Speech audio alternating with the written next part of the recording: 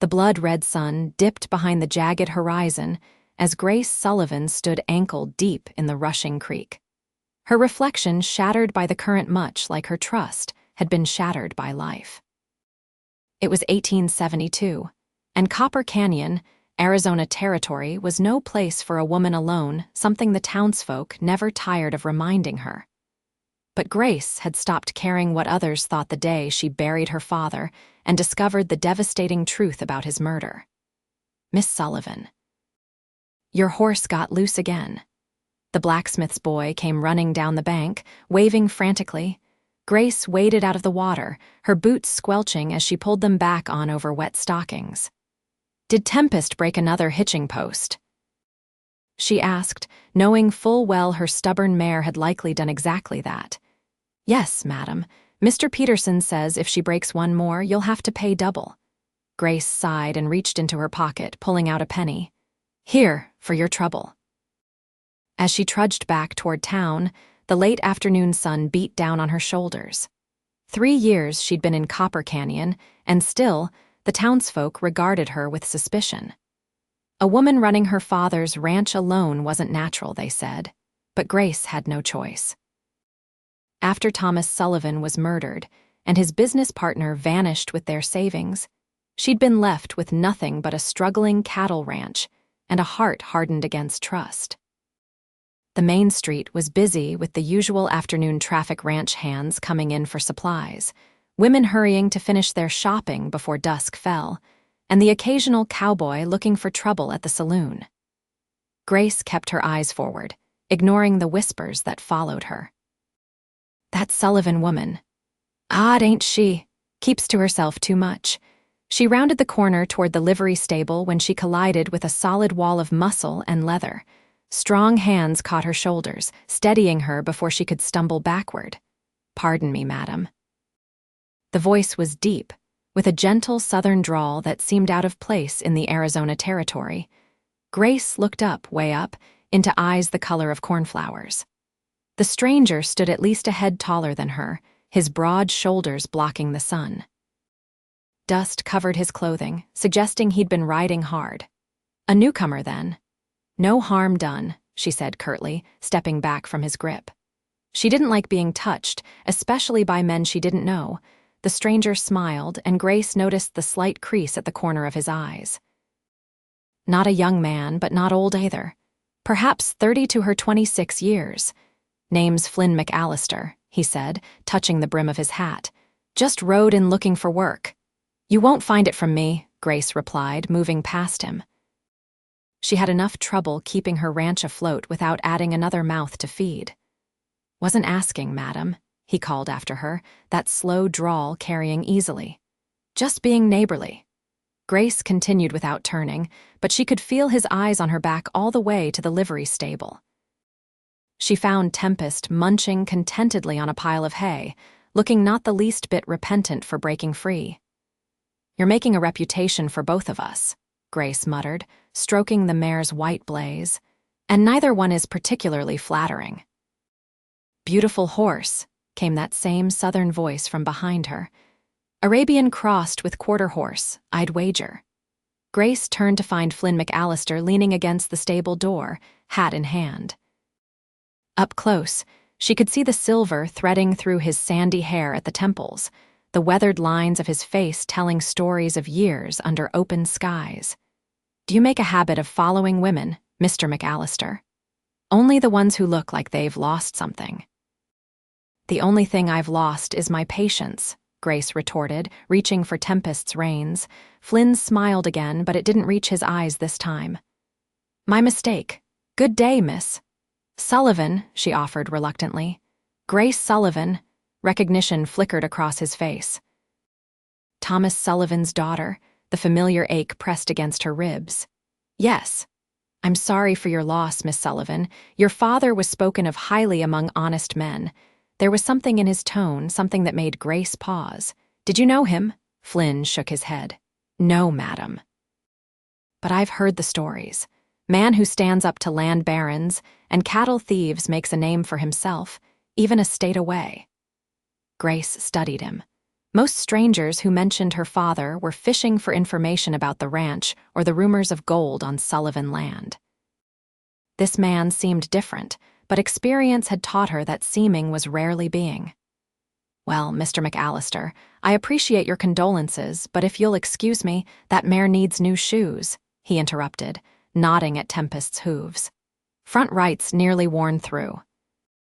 "You'll have her lame by week's end if it's not seen to," Grace bristled. "I'm well aware of my horse's needs." "Course you are, just making conversation." He settled his hat back on his head, tipping the brim slightly.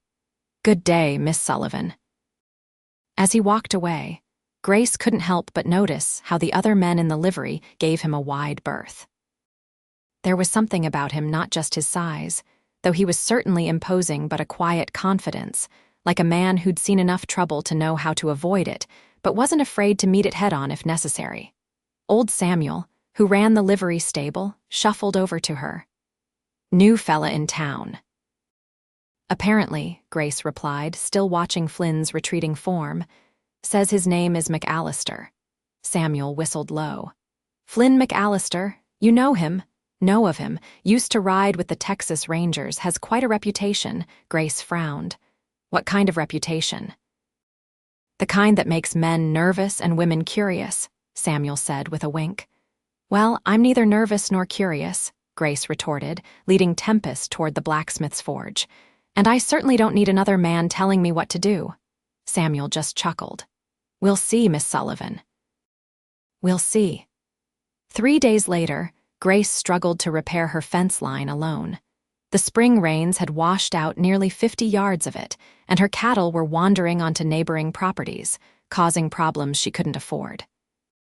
She drove another post into the ground, her arms aching from the effort, when the sound of approaching hoofbeats made her look up. Flynn McAllister rode toward her, leading a pack-horse loaded with lumber. "Morning, Miss Sullivan," he called, reining in his horse a magnificent black stallion that made Tempest whinny in greeting. "Thought you might need some help with that fence." Grace wiped sweat from her brow, leaving a streak of dirt across her forehead. "I don't recall asking for help, Mr. McAllister." "You didn't." He dismounted with easy grace despite his size. "But your foreman, Martinez, mentioned you were short-handed when I stopped by your ranch looking for work yesterday." Martinez had no right to discuss my business with a stranger. Flynn shrugged those broad shoulders. "Man's worried about you. Says you've been doing the work of 3 men since you let those hands go last month." Grace drove her shovel into the ground with more force than necessary. "And I suppose he told you why I let them go as well." "He mentioned something about missing cattle and suspicions of rustling." "Then he told you more than he should have." Grace turned back to her fence post, determined to ignore him, but Flynn McAllister wasn't so easily dismissed. He unloaded the lumber and set to work on the far end of the damaged fence line, saying nothing more. For hours, they worked in silence, Grace stealing glances at him when she thought he wasn't looking. His movements were efficient, practiced. He'd clearly built fences before, and despite her annoyance at his presumption, she couldn't deny he was making quick work of a job that would have taken her days to complete alone. By mid-afternoon, they'd repaired nearly all of the damaged section. Grace straightened, pressing her hands to the small of her back to ease the ache there. "Why are you helping me?" she finally asked. Flynn looked up from securing a crossbeam. "Does there need to be a reason? In my experience, men don't do anything without expecting something in return." A shadow crossed his face. "Then you've known the wrong kind of men, Miss Sullivan." "The territory seems full of the wrong kind," she replied. Flynn nodded, hammering a nail with 3 precise strikes. "Can't argue with that, but there are still some decent ones around." "And you count yourself among them?" He smiled then, a genuine smile that crinkled those blue eyes. "I try. Don't always succeed, but I try." Grace found herself wanting to return the smile, but caught herself. "Well, I appreciate the help with the fence, Mr. McAllister. But I can't offer you a job. The ranch barely supports me and my hands as it is. I'm not looking for charity, Miss Sullivan. I'm looking for honest work. I've got experience with cattle, horses, and handling trouble when it comes calling. He met her gaze steadily. And from what I've heard, trouble's been calling on you fairly regular since your father passed. Grace tensed. What have you heard? That Thomas Sullivan was investigating cattle rustling on a large scale when he was killed. That his partner, Edward Blackwell, disappeared with your family's savings the same day. And that certain powerful people in Copper Canyon would prefer his daughter sell the ranch and move back east where women belong. You've been busy gathering information for someone who just rode into town. Flynn shrugged. People talk, especially to a man who listens more than he speaks. Grace studied him, trying to read beneath that calm exterior. And why would any of that matter to you? Because I knew Edward Blackwell in Texas. He wasn't the kind of man to partner with someone like your father, honest, upstanding. When I heard the name connected to Thomas Sullivan's murder, it didn't sit right. You think my father's partner didn't betray him? Hope, unwelcome and dangerous, fluttered in Grace's chest. I think there's more to the story than what people are saying, Flynn replied carefully. And I think you could use someone on your side who isn't afraid to look into it. Grace picked up her canteen, using the moment to gather her thoughts. This stranger was offering help she desperately needed, but experience had taught her that trust was a luxury she couldn't afford. I can't pay you much, she said finally, and I can't promise the work won't be dangerous. I've never been much concerned with money or danger, Miss Sullivan. Why? What's your stake in this? Flynn's expression grew serious. Let's just say I owe it to someone to see justice done when I can, and from everything I've heard, your father deserved better than he got. Grace considered him for a long moment. Everything inside her warned against trusting this man she'd just met, and yet there was something in those blue eyes that spoke of honesty. I'm done trusting, Mr. McAllister, she said quietly. It's cost me too much. Flynn nodded slowly, respect in his gaze. Then let me earn it quietly. No promises, no expectations, just honest work and maybe some answers along the way. The simplicity of his offer disarmed her. No grand declarations, no demands for her confidence, just a straightforward proposal to help and be judged by his actions. You can start tomorrow, Grace finally said. Dawn and Mr. McAllister. Yes, Miss Sullivan, if I find out you're working for the Cattlemen's Association or the bank, I'll shoot you myself. Flynn's laughter rang out across the open range, deep and genuine. Yes, madam, I believe you would. Flynn arrived at the Sullivan Ranch just before dawn the next morning, finding Grace already in the barn, pitching hay to the horses.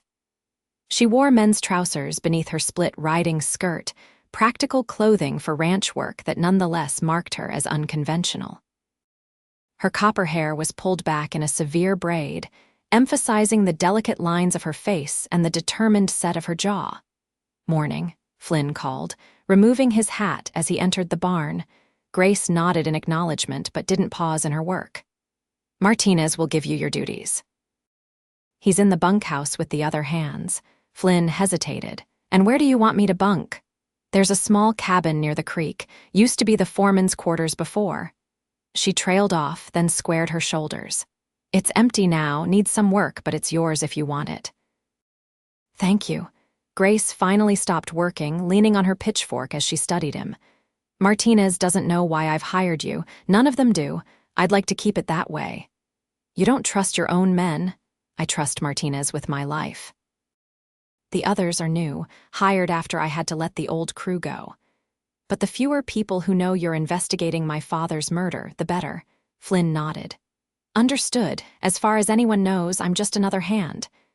Good. One more thing, Grace added, her green eyes serious. Whatever you discover, I want to know. No sheltering me because I'm a woman. Wouldn't dream of it, Flynn replied, a small smile touching his lips. Something tells me you'd see right through any attempt at that. For the briefest moment, Grace's stern expression softened. You're learning, Mr. McAllister. As the days turned into weeks, Flynn settled into life at the Sullivan Ranch. The work was hard cattle needed moving, branding needed doing, and there was always something to repair, but he found satisfaction in it. More importantly, he began to earn the respect of the other hands and, slowly, the trust of Grace Sullivan herself. He learned her habits, how she rose before dawn each day, worked alongside her men until dusk, and then spent hours poring over the ranch books late into the night. He noticed how she carried her father's pocket watch everywhere, checking it often as if the timepiece somehow connected her to the man she'd lost. And he saw the way she kept everyone, even loyal Martinez, at a careful distance. One evening, nearly a month after Flynn had arrived, Grace rode into the yard just as he was finishing repairs on the corral. Her face was tight with suppressed anger. "Problem?" he asked as she dismounted. "Peterson at the bank. Says he's calling in the loan early unless I can make a double payment by the end of the month." She unsaddled Tempest with quick, angry movements. "He knows I can't do that with half my cattle missing. You think he's involved with the rustlers?" Grace led her horse into the barn, Flynn following. "I think he's in Harlan Wade's pocket, and Wade wants my land. Has ever since my father refused to sell to him 10 years ago." Flynn leaned against the stall door, watching as she brushed down Tempest with methodical strokes. "Wade's the one who owns the big spread to the north. The double W, 5 times the size of my place, but he's always wanted the water rights that come with Sullivan land." Grace's voice was bitter. "My father caught his men moving our boundary markers 3 times. The last time, there was gunfire. A month later, Pa was dead. You think Wade had him killed?" Grace's hand stilled on the brush. "I know he did, I just can't prove it." She resumed grooming her horse. 3 days before he died, Pa told me he had evidence that Wade was behind the rustling operation that's been plaguing ranches from here to Tucson. He was going to take it to the territorial marshal. But he never got the chance, Flynn surmised. No, someone ambushed him on the North Ridge. "Shot him in the back." Her voice cracked slightly. "When I found him, he was still alive, just barely. He told me not to trust anyone, that he'd been betrayed. I thought he meant Blackwell since he disappeared with our money the same day. But now..." "Now you're not so sure," Flynn finished for her. Grace nodded, her face partially hidden by Tempest's mane. "Blackwell wasn't well liked, but he always seemed devoted to my father. It never made sense that he would steal from us, let alone have anything to do with Pa's murder." Flynn watched her, seeing the vulnerability she tried so hard to hide. "Your father's papers, have you gone through them all?" "Of course. 100 times. There was nothing about the evidence he claimed to have." "Mind if I take a look?" Grace hesitated, then gave a short nod. "After supper." "My father's study hasn't been touched since he died." That night, after the other hands had retired to the bunkhouse, Flynn followed Grace to the main house. It was a modest structure, by ranching standards a 6-room building of stone and timber that Thomas Sullivan had built with his own hands 20 years earlier. Inside, it was neat but sparse, with few feminine touches, despite 3 years of Grace living there alone. "This way," she said, leading him down a short hallway to a closed door. She paused with her hand on the knob, taking a deep breath before pushing it open. The study beyond was frozen in time, papers still scattered across the desk, a coffee cup long since dried empty, a pipe in the ashtray. A fine layer of dust covered everything, but otherwise, it looked as if Thomas Sullivan might walk through the door at any moment. "You really haven't changed anything," Flynn observed softly. Grace shook her head, not trusting herself to speak. She gestured toward the desk. "His papers are all there. I've been through every drawer, every book." Flynn moved to the desk, noting the care with which Grace hovered at the threshold, unwilling or unable to enter fully. He began methodically examining the contents, not just looking at the papers, but checking beneath drawers, behind picture frames, anywhere a man might hide something he didn't want easily found. An hour passed in silence, Flynn searching while Grace watched from the doorway. Finally, he stood, stretching his back. "Nothing obvious," he admitted, But your father was a careful man.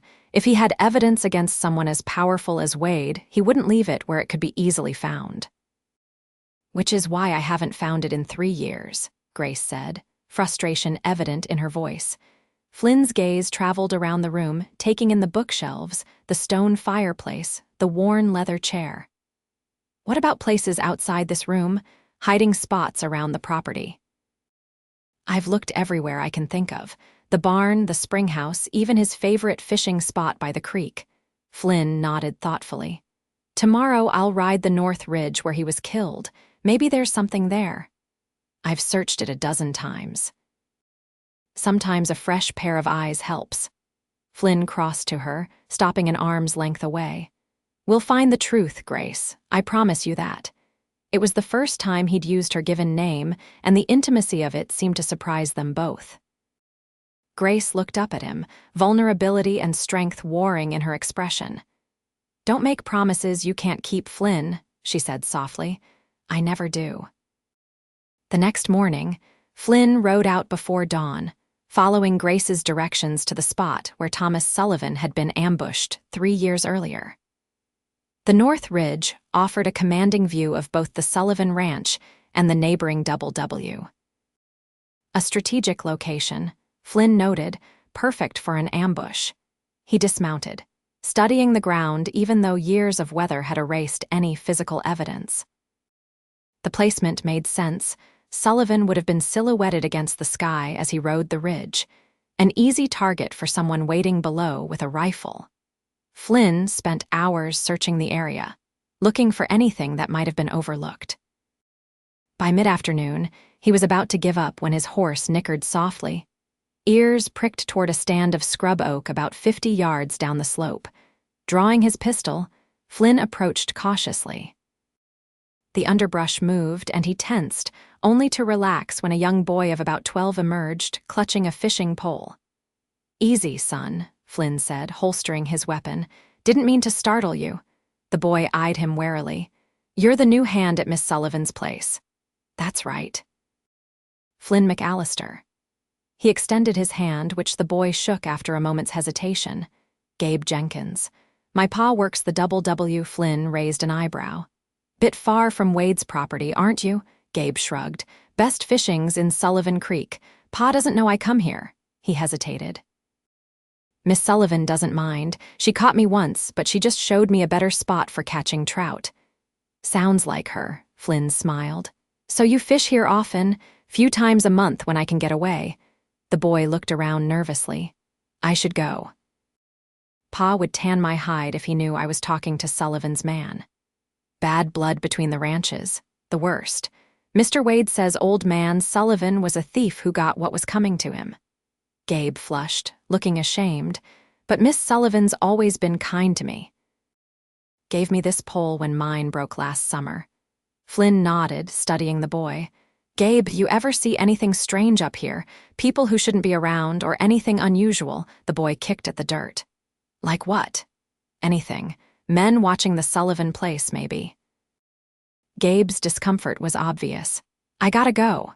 Gabe, Flynn said gently, if you know something, Miss Sullivan could really use the help. Someone killed her father and they're still trying to take her ranch. The boy bit his lip, clearly torn. Sometimes I see men moving cattle at night, using the old mining trail behind the ridge. He pointed to a barely visible path winding down the far side of the slope. They don't brand them like normal. They use running irons to change the marks. Flynn felt a surge of hope. Sullivan cattle. And others, different brands from all over. Gabe looked frightened now. Please don't tell anyone I told you. My pa. It'll be our secret, Flynn assured him. You're doing the right thing, Gabe. Miss Sullivan has lost a lot to whoever's behind this. The boy nodded, then slipped back into the underbrush, disappearing as quietly as he'd appeared. Flynn stood for a long moment, considering what he'd learned. A rustling operation using the old mining trail would explain how cattle were disappearing without a trace, and if Wade was behind it. He needed to see this trail for himself. The mining path was barely visible, overgrown with brush and rarely used. Flynn followed it carefully, noting how it wound down the back of the ridge, away from both ranches and toward a narrow canyon. Perfect for moving stolen cattle undetected. He'd ridden about a mile when he spotted the cabin, a dilapidated structure half hidden among the rocks. Approaching cautiously, Flynn saw it was abandoned, but recently used. Cigarette butts littered the ground, and the remains of a fire smoldered in a crude pit. Inside, the single room contained some bedrolls, empty whiskey bottles, and scattered playing cards. But on a rough table against the far wall, Flynn found what he was looking for: a ledger, partially burned, containing columns of numbers and letters that made little sense at first glance. He was studying it when a voice behind him said, "Well now, what do we have here?" Flynn turned slowly to find 3 men blocking the doorway. The speaker, a heavy-set man with a pockmarked face, had his gun already drawn. "Just a traveler looking for shelter," Flynn said easily, his hand nowhere near his own weapon. He'd been careless, too focused on his discovery to hear their approach. "Carrying Sullivan's brand," said another man, jerking his head toward Flynn's horse, visible through the window. "You're the new hand she hired." "That's right." Flynn kept his voice calm. "Flynn McAllister." The name caused a ripple of recognition among the men. "McAllister, the ranger?" asked the third man, younger than the others, with nervous eyes. "Former ranger," Flynn corrected. The pockmarked man spat on the floor. "Don't matter what he was. Boss'll want to talk to him now that he's found our place."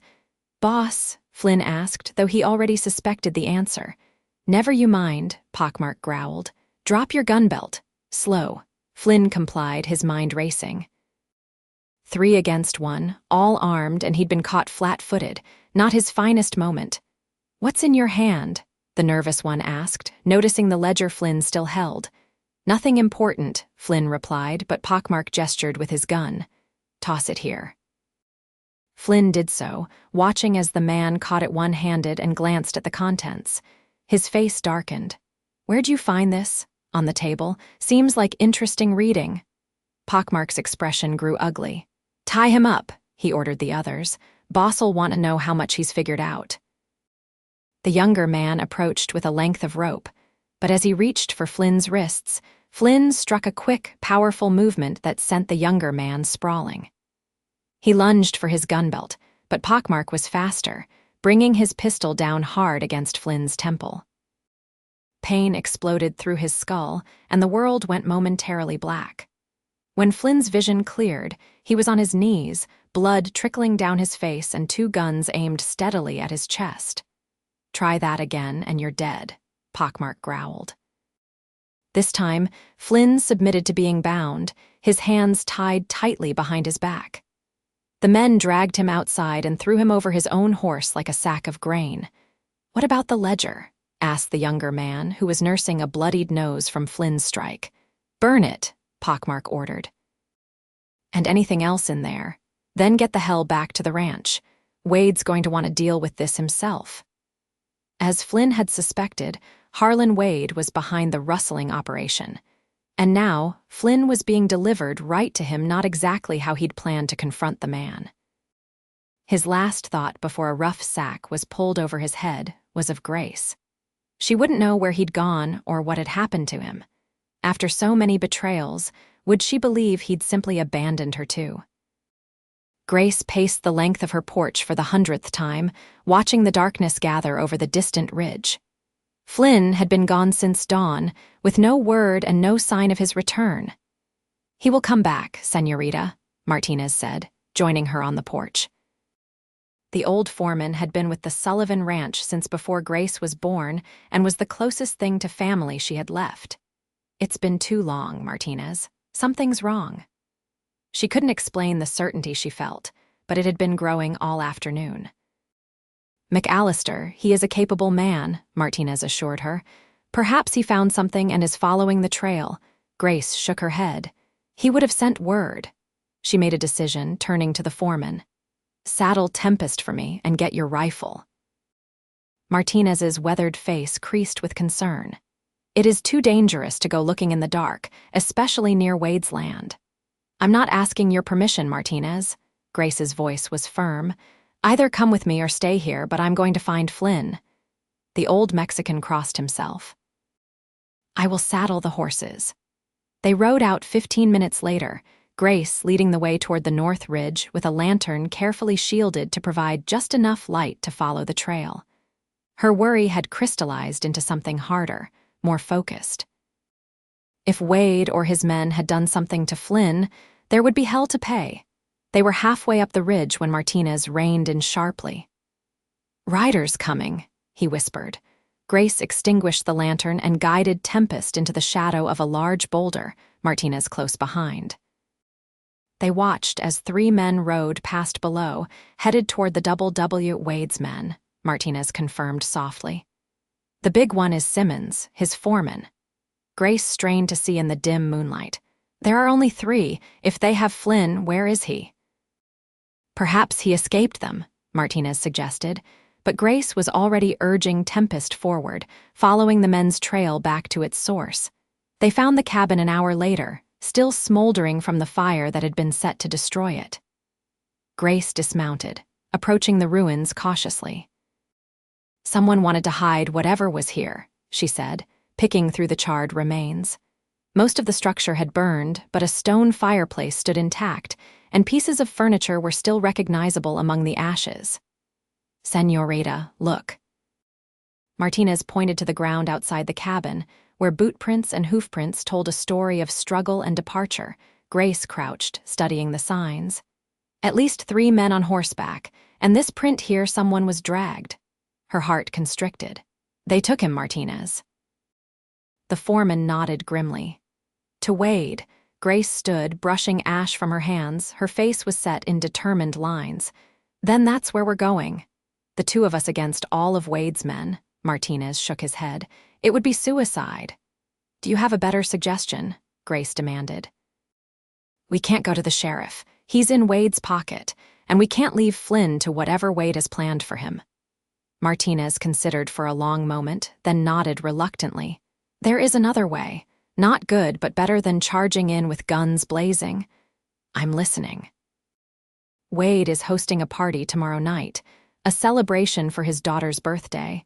Half the county will be there, including the sheriff and the judge." Grace frowned. "How does that help us?" Martinez smiled thinly. "Because no one would expect Thomas Sullivan's daughter to attend Harlan Wade's party. You could move freely, perhaps find where they are holding McAllister." "While Wade would never dare harm me in front of witnesses," Grace finished, catching his meaning. "It's risky, but it might work." She paused. "But I haven't been invited, and Wade would never allow me on his property." "Ah, but I think the invitation meant for the Peterson family may have been misdirected," Martinez said, his eyes twinkling with unexpected mischief. "Mrs. Peterson mentioned it in town yesterday, how she and her daughters were looking forward to the grand affair." Despite the gravity of the situation, Grace felt a reluctant smile tug at her lips. "Martinez, you old schemer, do you think you can get your hands on that invitation? For McAllister, she." "The man has earned our loyalty." Grace nodded, decision made. "Then we'd better get back to the ranch. I'll need to find something appropriate to wear to a party." Flynn regained consciousness slowly, his head throbbing where pockmark Simmons, he now knew, had struck him. He was in a stone cellar of some kind, wrists and ankles bound to a sturdy chair. A single lantern illuminated the space, revealing wine racks along one wall and various crates and barrels along another. "Ah, the former Texas Ranger rejoins us," came a cultured voice from the shadows. Harlan Wade stepped into the light. He was tall and lean, with silver hair and the weathered face of a man who'd spent decades in the harsh western sun. But unlike most ranchers, he wore a tailored suit that wouldn't have looked out of place in a San Francisco hotel. "Wade," Flynn acknowledged, testing his bonds discreetly. "I must admit I'm curious," Wade said, circling Flynn's chair like a predator. "Why would a man with your reputation hire on with a failing ranch run by a stubborn woman?" "The pay's good," Flynn replied dryly. Wade smiled, but the expression didn't reach his cold eyes. "Come now, McAllister. We both know Grace Sullivan can barely pay her existing hands. Try again." Flynn remained silent, measuring the man before him. Wade seemed calm, even amused, but there was an underlying tension in his posture. "Very well," Wade continued when Flynn didn't respond. "My men tell me you found a certain ledger. I'm interested to know what you make of it." "Looked like rustling records to me," Flynn said. "Stolen cattle, changed brands, buyer information, the kind of evidence that gets men hanged." "If anyone believed it," Wade countered smoothly. "A charred book found in an abandoned cabin, hardly compelling evidence against one of the most respected ranchers in the territory."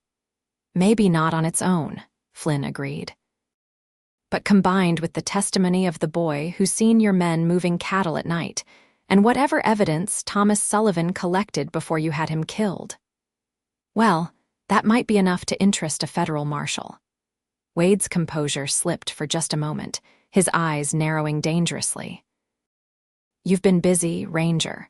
"Former Ranger," Flynn corrected again. "And yes, I have. What does the Sullivan woman know?" "Everything," Flynn lied. "She sent me to confirm what she already suspected. By now, she'll have contacted the federal authorities." Wade studied him, then laughed softly. "A valiant attempt, but we both know that's not true. Grace Sullivan trusts no one, least of all a drifter who appeared in town mere weeks ago. If she'd had proof of my involvement in her father's unfortunate accident, she'd have acted on it long before you arrived." Flynn kept his expression neutral, but inwardly, he cursed. Wade was right.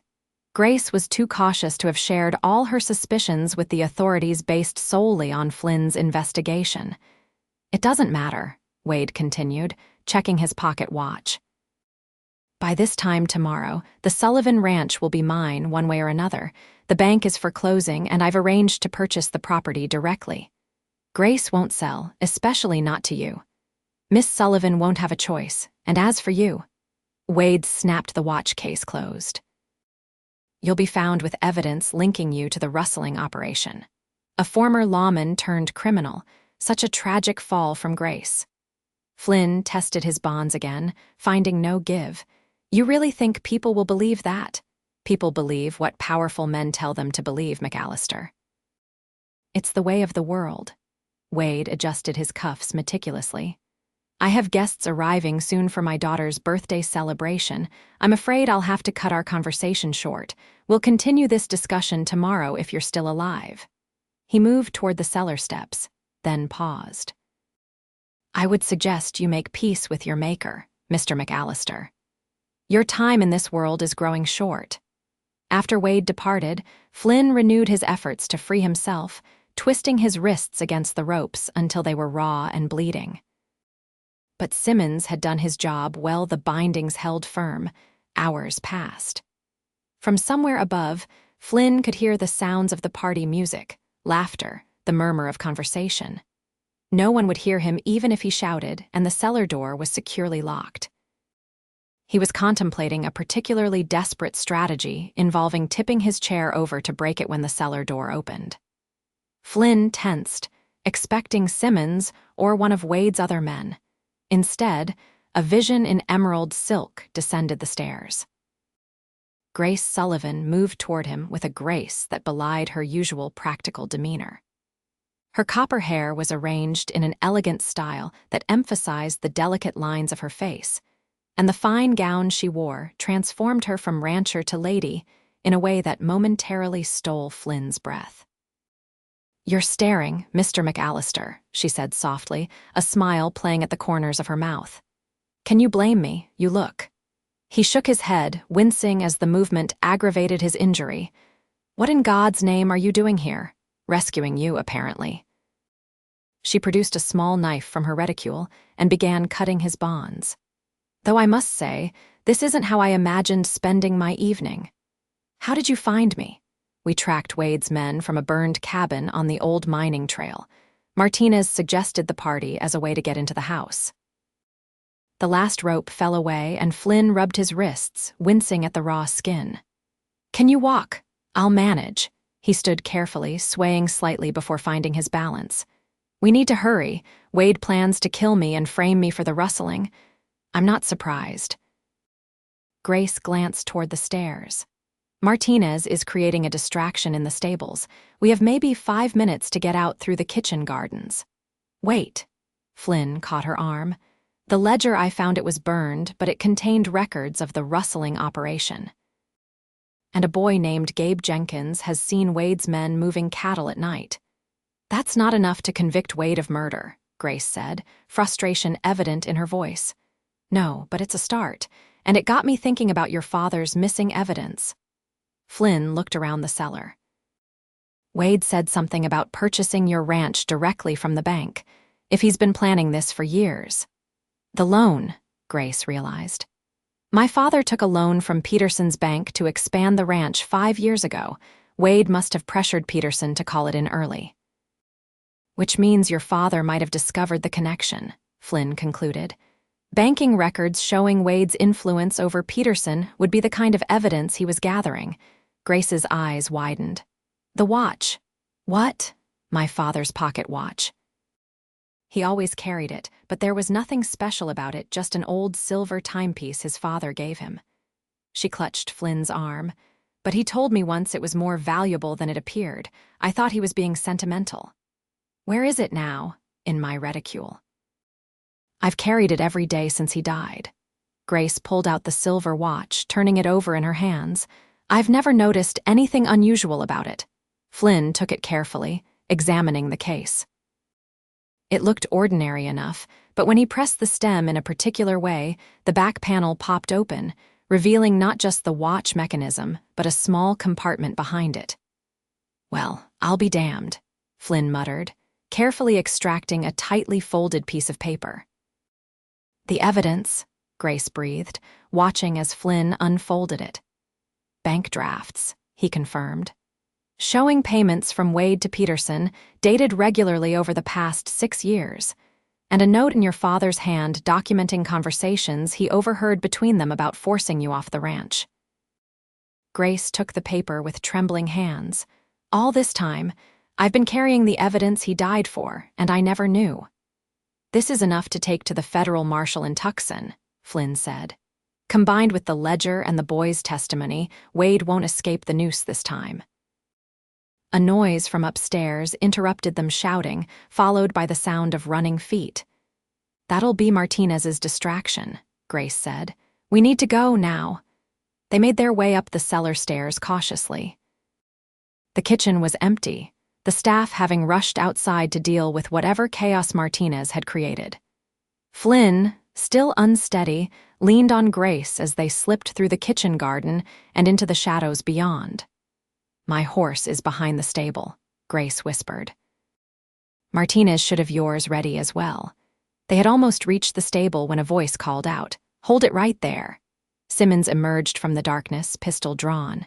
Well now, isn't this cozy? The Sullivan woman herself, come to rescue her hired gun. Flynn stepped in front of Grace. It's over, Simmons. We have proof of Wade's crimes, bank records, rustling evidence, witnesses. Put down the gun. I don't think so, Simmons replied, his finger tightening on the trigger. The shot cracked through the night air, but it wasn't from Simmons's gun. The big man looked surprised, then crumpled to the ground, revealing Martinez standing behind him with a smoking rifle. We must hurry, señorita, the foreman said urgently. The others heard the shot. They mounted quickly, Flynn grimacing as his injured body protested the movement. Behind them, shouts indicated that Wade's men were in pursuit. Head for town, Flynn directed. Straight to the telegraph office. We need to send word to the federal marshal before Wade can silence us. They rode hard through the night, the sounds of pursuit gradually fading as they took advantage of Grace's knowledge of the back trails. By the time they reached Copper Canyon, dawn was breaking over the eastern horizon. The telegraph operator was just opening his office when they arrived. One look at Grace's disheveled appearance, Flynn's bloodied face, and Martinez's rifle had the man backing up nervously. We need to send an urgent telegram to the federal marshal in Tucson, Grace announced, slapping money on the counter. Tell him there's evidence of murder and corruption involving Harlan Wade. The operator hesitated. Mr. Wade is an important man, Miss Sullivan. Perhaps you should speak to Sheriff Davis first. The sheriff is in Wade's pocket, Flynn interrupted, stepping forward. This is federal business. Send the telegram, or I'll send it myself. Something in Flynn's tone convinced the man. He sat at his desk and began tapping out the message as Grace dictated it. What now? Grace asked quietly as they waited. Now we find somewhere defensible to wait for the marshal, Flynn replied. Wade won't give up easily, not when he's facing a hanging. The ranch is too isolated, Flynn shook his head. We need witnesses, people around us. Wade might try to kill us, but he won't risk doing it in front of the whole town. Martinez nodded in agreement. The hotel. Many travelers passing through, and the building is stone, difficult to burn. They secured rooms at the Copper Canyon Hotel, choosing adjoining chambers on the second floor with clear views of the street below. Flynn, exhausted from his ordeal and still nursing his head injury, collapsed onto the bed in his room while Grace and Martinez took turns keeping watch. He woke hours later to find Grace sitting by the window, still in her party dress, though it was now wrinkled and dusty. She held her father's watch in her hands, turning it over and over. You should rest, Flynn said, sitting up slowly. I keep thinking about him, she replied without looking up. All these years, I thought he'd been betrayed by his partner, that Blackwell had something to do with his death. But he was trying to tell me it was Wade and Peterson all along. Flynn joined her at the window. Your father was a brave man. He died trying to protect you and everything he'd built. And I nearly lost it all anyway. She finally looked up at him, her green eyes bright with unshed tears. If you hadn't come along, you'd have figured it out eventually, Flynn assured her. You're every bit as determined as Thomas Sullivan must have been. Grace smiled faintly. Perhaps, but I'm glad I didn't have to do it alone. She hesitated. Why did you really come to Copper Canyon, Flynn? It can't have been coincidence. Flynn sighed, deciding it was time for the full truth. It wasn't. I was tracking Edward Blackwell. What? Grace straightened in her chair. Why? Because I didn't believe he betrayed your father either. Blackwell and I served together briefly in the Rangers before he left to seek his fortune out west. He wasn't a perfect man, but he had a code. When I heard he'd disappeared the same day Thomas Sullivan was murdered, it didn't sit right. So you came looking for him, Grace said slowly. Not for me or my father's case. At first, Flynn admitted, but the more I learned about your situation, the more I wanted to help, and the more I got to know you. He trailed off, suddenly aware of how close they were sitting, how the morning light caught the copper highlights in her hair. Did you ever find out what happened to him? To Blackwell? Grace asked, her voice soft. Flynn nodded. I think so. While I was investigating Wade, I found records suggesting a man matching Blackwell's description was killed the same night as your father. His body was disposed of in an old mine shaft on Wade's property. So he didn't betray Pa after all, Grace said, a weight seeming to lift from her shoulders. No, I think he discovered what Wade was planning and tried to warn your father. They were both silenced. Grace closed her eyes briefly. All this time, I've been so angry at him, at everyone. I shut everyone out because I was afraid to trust again. With good reason, Flynn said gently. You were surrounded by people working against you. Not everyone. She opened her eyes, meeting his gaze directly. Not you. The air between them seemed to still. Flynn reached out, tucking a strand of copper hair behind her ear, his fingers lingering against her cheek. Grace. A commotion in the street below interrupted whatever he had been about to say. They both turned to the window to see a group of riders entering town, a dozen men in total, led by a figure Flynn recognized instantly. Federal Marshal Brooks, he said with relief. And a full complement of deputies. Wade won't stand a chance against that kind of firepower. Grace stood, smoothing her wrinkled gown as best she could. I should change before meeting the marshal. Flynn caught her hand. Grace, wait. What I was trying to say, these past weeks, getting to know you, helping you find the truth, it's meant more to me than I can say.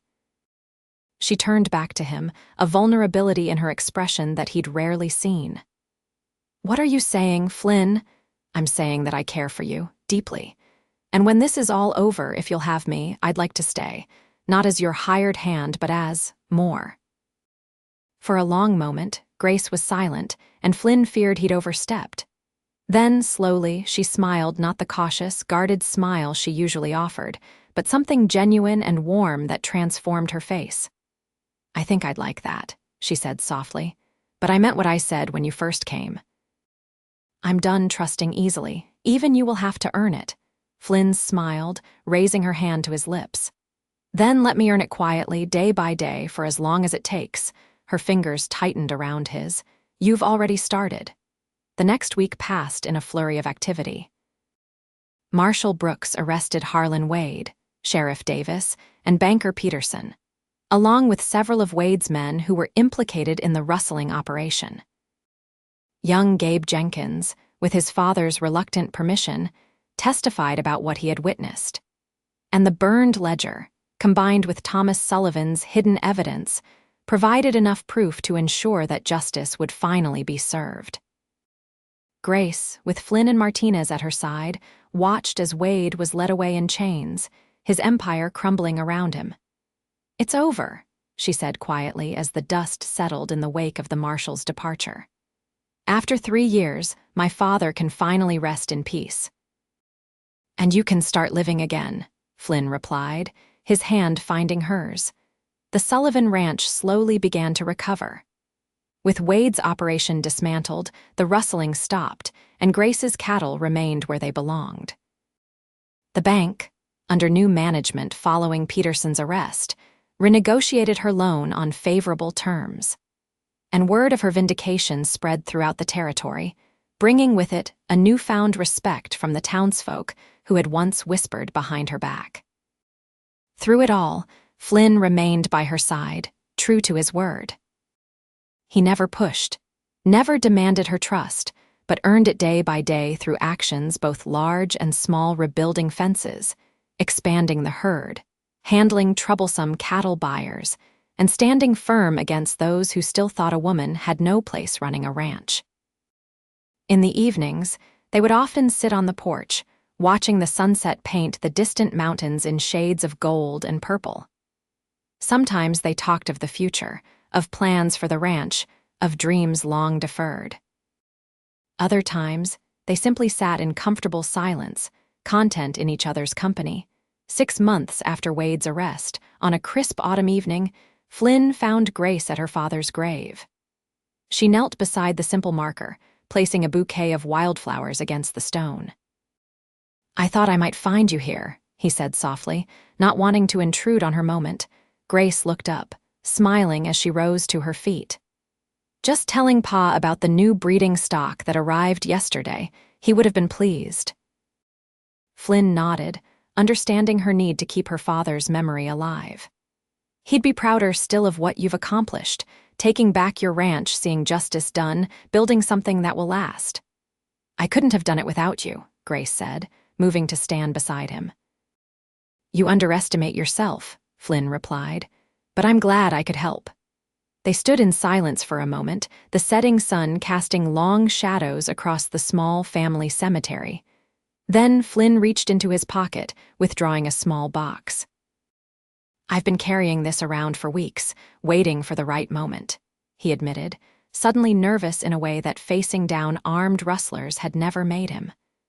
"I'm still not sure this is it, but—" He opened the box, revealing a simple gold band set with a single emerald. "Grace Sullivan, these past months have been the happiest of my life. I promised to earn your trust quietly, and I hope I've begun to do that. Now I'm asking for your trust in something bigger, a future together." Grace's eyes widened, her hand rising to her throat. "Flynn, I know the ranch is your life, your legacy. I'm not asking you to give that up. I'm asking to share it with you, to build on what your father started, to create something we can both be proud of." He took a deep breath. "I'm asking you to marry me." For a long moment, Grace was silent, tears gathering in her green eyes. Then, to Flynn's surprise and delight, she laughed a bright, joyous sound that he had too rarely heard from her. "For a man who promised to earn my trust quietly, she said, her voice thick with emotion. "You certainly know how to make a declaration." Flynn smiled, hope rising in his chest. "Is that a yes?" Instead of answering, Grace stepped forward, rising on her toes to press her lips to his in a kiss that conveyed everything words could not trust hard-won. Love slowly built, and a future full of promise. When they finally parted, she rested her forehead against his chest, her voice soft but certain. "Yes, Flynn McAllister, it's a yes." 1 year to the day after Flynn had first ridden into Copper Canyon, he stood beside Grace in the garden behind the Sullivan ranch house, surrounded by friends and neighbors who had gathered to witness their union. Martinez, standing proudly as Grace's surrogate father, beamed as he gave the bride away. The young ranch hands, who had come to respect both their formidable boss and her former ranger husband-to-be, stood at attention in their Sunday best. Even young Gabe Jenkins was there with his family, who had left the Double W after Wade's arrest to work for neighboring ranches with more honorable owners. As the local minister pronounced them husband and wife, Flynn looked down at Grace, his partner, his equal, his love, and saw in her eyes the trust that had been so hard-won and was therefore all the more precious. "I love you, Mrs. McAllister," he whispered as he leaned down to seal their vows with a kiss. Grace smiled against his lips.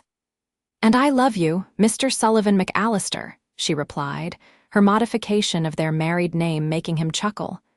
"Partners in all things," he agreed. The celebration lasted well into the night, with music and dancing under the stars.